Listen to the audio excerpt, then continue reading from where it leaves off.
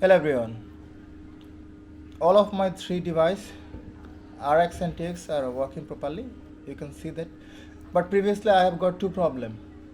Number one problem is one of my this device, that is TX device, are not turning on or off. So this is a big problem for me. And another problem is I have got upgraded this to accurate new firmware, but I'm unable to upgrade this firmware upgrade.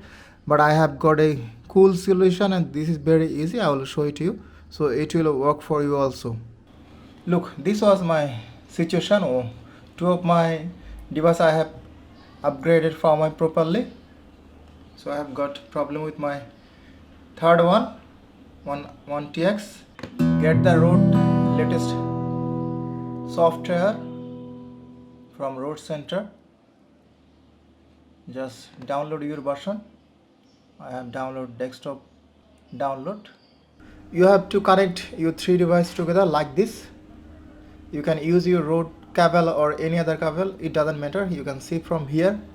So now you have to upgrade firmware, latest firmware version by this way. And if you upgrade your firmware version, latest firmware version, and your these two problem will be solved. So this is the final result. Three of my device now showing all are up to date firmware version.